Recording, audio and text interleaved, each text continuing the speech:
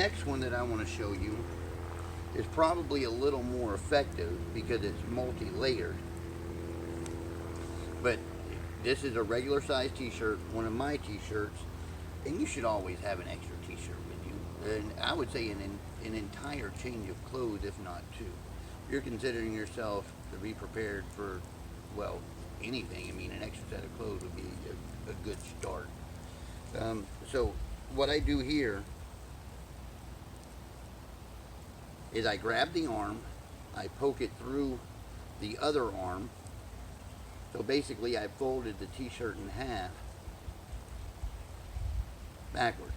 Now, basically you slip it right over your head, through the armholes, and then the armholes come over your face. And then you have this whole little apron that comes down and covers your chest. This could actually be tucked into the shirt to give you even more protection. Now, if you didn't feel like that was enough protection, you could actually take the shirt and flip it through one more time.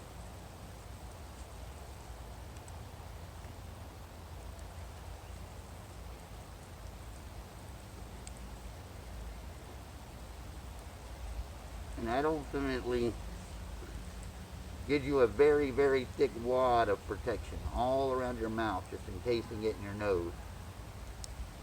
Take some adjustment to make it to where you can see out of it and stretching it out across so it's not bundled up in one spot.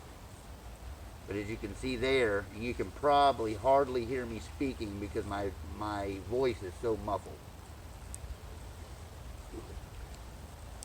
Now, I'd like to add that also in a situation where you wanted more protection from what was actually being breathed in through the shirt, that you could take from your everyday disposable carry, which you should probably carry paper towels, and sit it right inside of the two sleeves.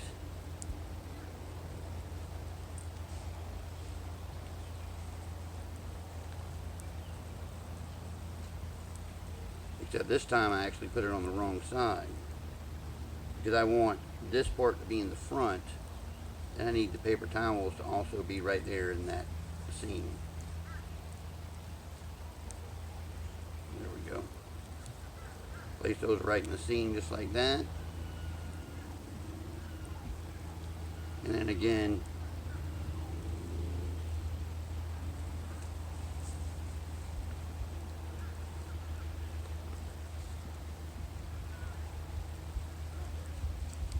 just slide the t-shirt over.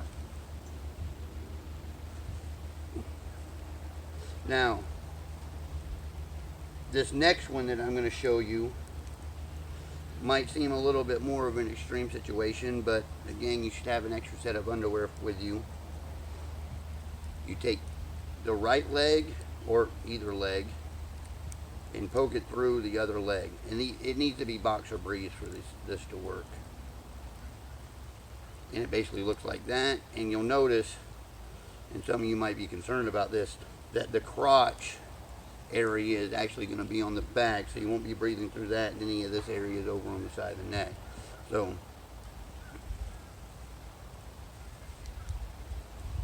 just like that. That makes a real good mask. Now again, if you wanted to add extra coverage in, fold that part down, slide this in,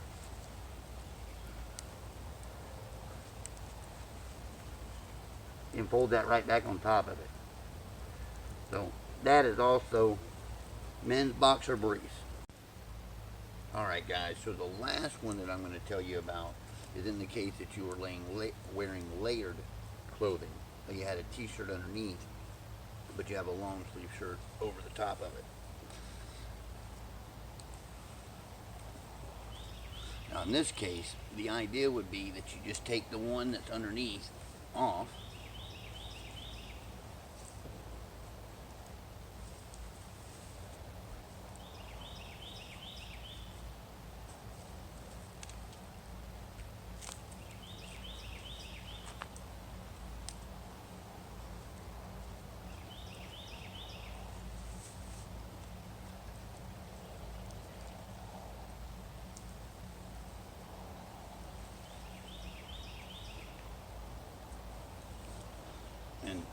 So now you have a t-shirt on underneath the shirt that you already had on, which is a lot like we did with the smaller t-shirt. Now you could just bring it up like this with the neck and do it, but I found that if it's your own t-shirt, that's probably too loose. So what I do instead is I rotate around to the sleeve, take my head out of the neck,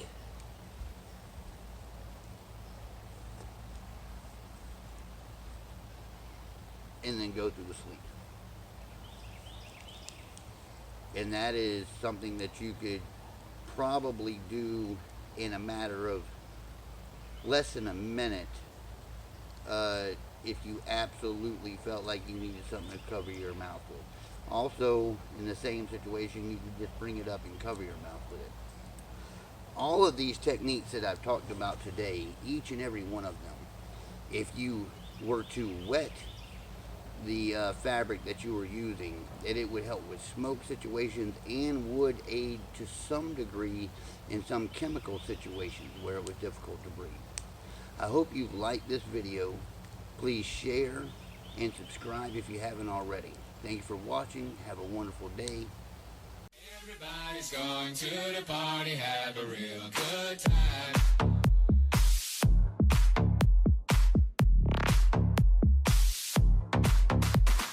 Dancing in the desert, blowing up the sunshine.